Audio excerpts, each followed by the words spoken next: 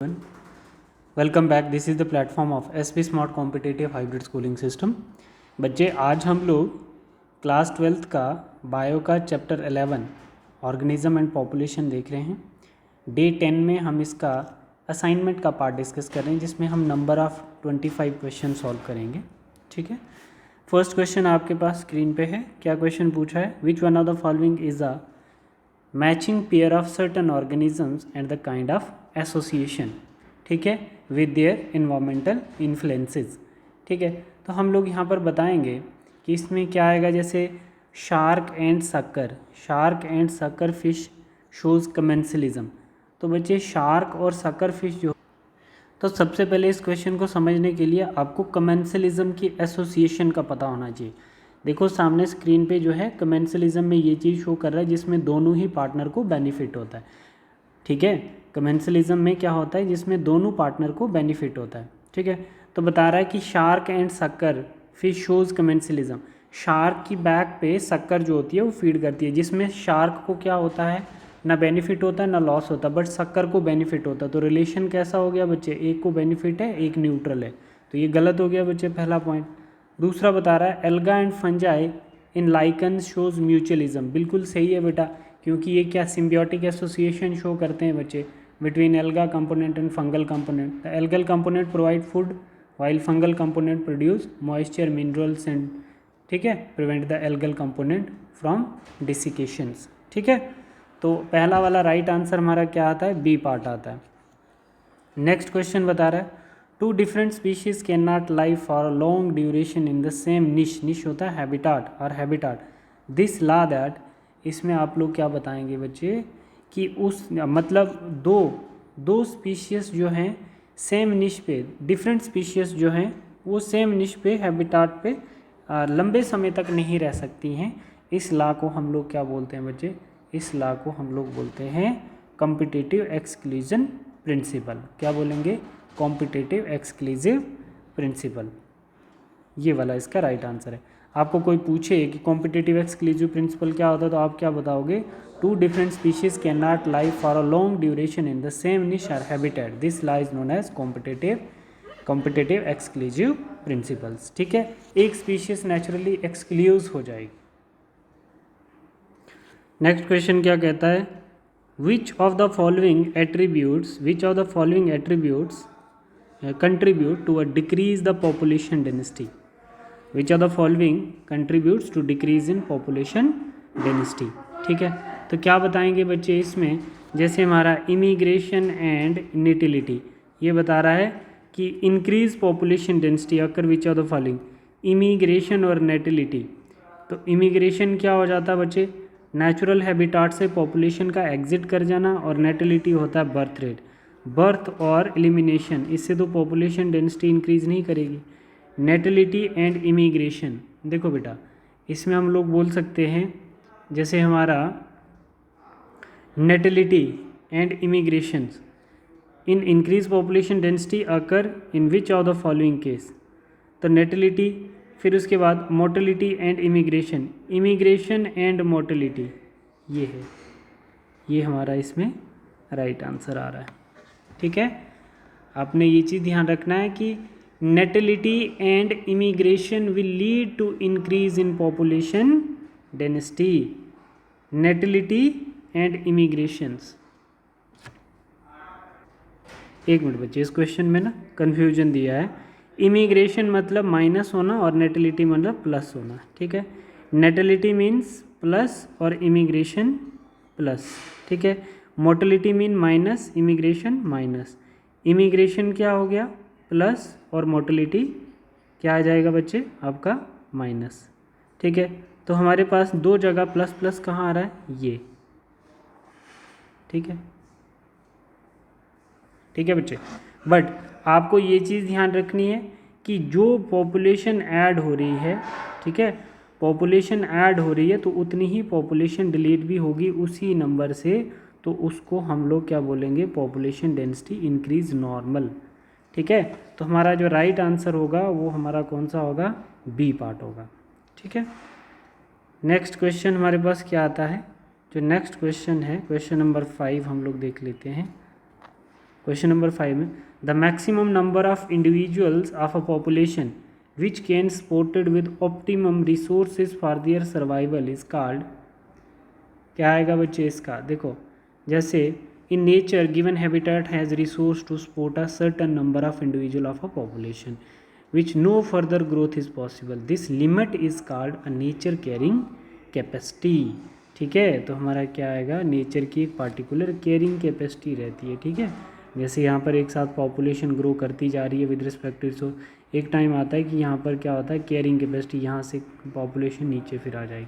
ठीक है, तो उसको हम बोलेंगे maximum number of individual of a population विच भी, मतलब नेचर पॉपुलेशन को, रिसोर्स पॉपुलेशन को कब तक सपोर्ट करेगा? जहाँ तक उसके पास रिसोर्स होगा। तो जहाँ पर आपकी पॉपुलेशन का नंबर कांस्टेंट हो जाएगा उसको हम कैरिंग कैपेसिटी बोलेंगे। ठीक है, नेक्स्ट क्वेश्चन है हमारे पास, mark the incorrect match with respect to population interaction. ठीक है, तो आप बता सकते हो बच्चे इसमें इनकरेक्ट कौन सा होगा? ठीक है, इनकरेक्ट कौन सा होगा बच्चे? जैसे एमेंसिलिज्म में एक न्यूट्रल होता है और एक को लॉस होता है। ठीक है, जैसे प्लांट्स और सनलाइट की एग्जांपल दे सकते हो। अच्छा, प्रीडेशन में बच्चे क्या बता रहा है? प्रीडेशन में क्या होगा? प्रीडेशन में एक को बेनिफिट होगा और एक को लॉस होगा, जिसकी जान जाएगी वो लॉस, टाइगर को बेनिफिट होगा। कमेंसलिज्म, कमेंसलिज्म में क्या होता है बच्चे? कमेंसलिज्म में होता है एक को बेनिफिट होता है, एक न्यूट्रल रहता है। ठीक है, जो मैंने आपको अभी बताया था। ठीक है, कमेंसलिज्म में एक को बेनिफिट होता है और एक न्यूट्रल रहता है, जैसे शार्क न्यूट्रल है और सक्कर फिश को बेनिफिट है। ठीक है, तो यहाँ पर मुझे लग रहा है कि कमेंसलिज्म शो कर रहा है दोनों को बेनिफिट हो रहा है। ठीक है, तो इसको हम क्या बोलेंगे? इसको हम बोलेंगे बेटा इनकरेक्ट, ये राइट आंसर है। पैरासाइटिज्म्स में क्या होता है? एक को बेनिफिट होता है, एक को लॉस होता है, ये तो सही है। तो इनकरेक्ट हमारा कौन सा है? C part.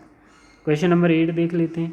According to Gause's theorem, if two species are occupy same ecological niche and competing for common resource, then क्या होगा बच्चे?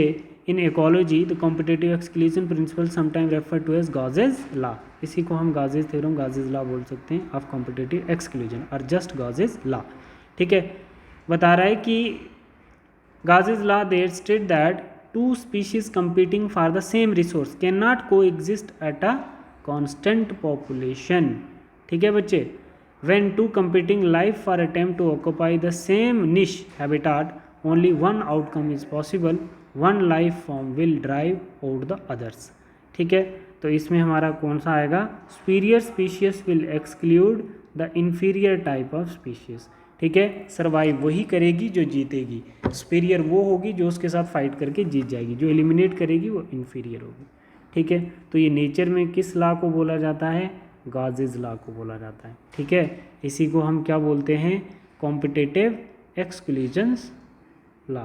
ठीक है, नेक्स्ट हमारे पास आता है, which of the following is a conduct for energy transfer across various trophic level. तो हम यहाँ पर क्या बोल सकते हैं बच्चे? जैसे हमारे पास म्यूचुअलिज्म्स, प्रोटोकॉपरेशंस, पैरासाइटिज्म, प्रीडेशंस। बच्चे, predator are the condition for the transfer of energy through the trophic level. ठीक है, ये जो है एक खाएगा दूसरे में एनर्जी ट्रांसफर होगी। Sexual deceit is employed by, sexual deceit is employed by, क्या आएगा बच्चे इसका? Fig, orchids, yucca, pinus. देखो बेटा, इसमें आप बोल सकते हो कि जो आपका ऑर्चिड है ना बच्चे, जो आपका ऑर्चिड है employs sexual deceits to get pollination done by species bee. ठीक है, तो आप बोल सकते हो बच्चे कि Mediterranean orchids Ophrys employ sexual deceit to get pollination done by species of bee. ठीक है, that is orchid. predation perform all except transfer of energy, keep the predation of predation perform all except किसको छोड़ के, transfer of energy, keep the prey population under control, help maintaining species diversity, loss of sense organ, इसको छोड़ के। Crow and cuckoo are the example of which of the following. आप क्या बोलोगे बच्चे, क्रो एंड कुकू मतलब ब्रूड पैरासिटिजम्स, ठीक है, ब्रूड पैरासिटिजम्स इन बर्ड्स, ठीक है, it is fascinating example of parasitism in which the parasitic birds lays its egg in the nest of its host and let the host incubate them. Which of the following is correct about population? A group of organisms of one species occupy a defined area. बोलो बच्चे, true है false? True है बच्चे। और इसने क्या correct पूछा था ना, तो यही सही है, ये वाले इनकरेक्ट हो गए। फिर ecology is the basically concerned with how many basic level of organisms, ठीक है, तो आप क्या बोलोगे, 2 3 4 ecology is basically concerned how many basic level of organization, that is 4, ठीक है, मतलब the 4 level of organization in ecology are organism, population, ecosystem and biosphere। 4 याद भी रखने हैं ना आपने, ठीक है। परमाफ्रॉस्ट कंडीशन, बहुत cold temperature, is a characteristic feature of hot desert biomes. Hot desert biomes, cold desert biome को हम परमाफ्रॉस्ट कंडीशन कहते हैं। In incorrect match among the following, soil texture, topographic factor, आपने बताना है क्या है, incorrect match soil texture topographic factor से डिपेंड करेगा। सॉइल फैक्टर एडेफिक फैक्टर, ठीक है, wind climatic factor, slope of mountain physiographic factor. तो आपको इनकरेक्ट बताना, तो पहला वाला जो है आपका वो क्या है बच्चे, इनकरेक्ट फैक्टर है, क्योंकि topography factor include latitude, altitude, stiffness, है ना, माउंटेन्स, तो ये आपका टोपोग्राफिक फैक्टर होता है, ना कि आपका सॉइल टेक्सचर है, ठीक है। तो आपका राइट क्या होगा, ये पार्ट राइट होगा, इसमें ये कोल्ड फ्रॉस्ट राइट है, ठीक है। Which of the following is incorrect with respect to tropical rain forest. तो इसमें क्या होगा बच्चे, ट्रॉपिकल रेन फॉरेस्ट में क्या आएगा हमारा, परमाफ्रॉस्ट ट्रॉपिकल रेन फॉरेस्ट में नहीं होता। Permafrost is a feature of snow laden polar regions. The organism that are found in boiling thermal springs are, देखो इसमें हम बोल सकते हैं फंजाई, प्रोटिस्ट, आर्की बैक्टीरिया, है ना। थर्मल या स्प्रिंग रीजन्स में हमने क्या बोला था, आर्की बैक्टीरिया, है ना, जो हाई टेम्परेचर पे एक्सट्रीम बैक्टीरिया, एक्सट्रीम कंडीशन पे सर्वाइव करने वाले जो बैक्टीरिया होते हैं वो आर्की बैक्टीरिया होते हैं, ठीक है। A habit is constituted by which of the following, predator and pathogens, बोलो, biotic and abiotic factor is a right, ठीक है बच्चे। क्यों, क्योंकि a habitat is a place where plants and animals normally live. Some habitat have a lot of plants and animals, some do not, है ना।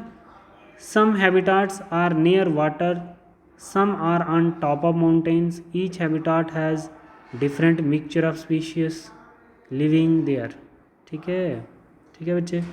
अब question number 19 में हम देखते हैं the two most important factor influencing the life of organisms are, क्या आएगा बच्चे इसमें, soil temperature, light water, water and temperature.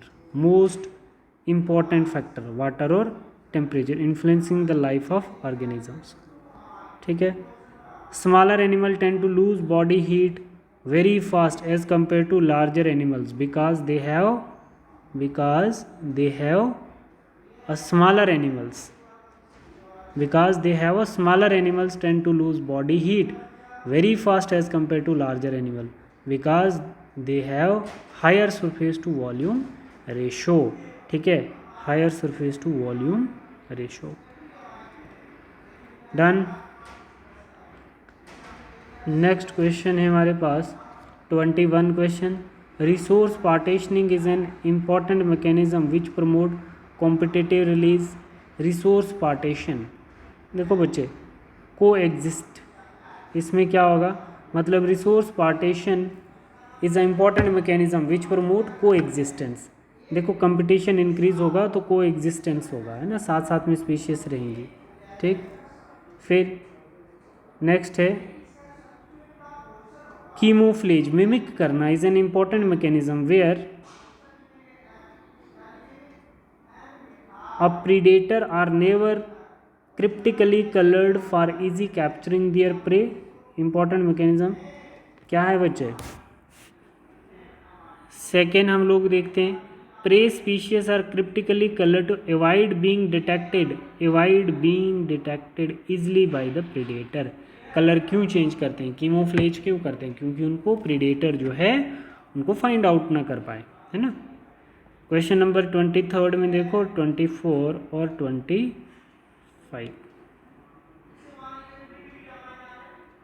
ये हो गए आपके सभी क्वेश्चंस। ठीक है बेटा, ये 3 क्वेश्चन आप सॉल्व करिए। ठीक है, और नेक्स्ट डे 11 में हम लोग चैप्टर 11 डिस्कस करेंगे। Thank you.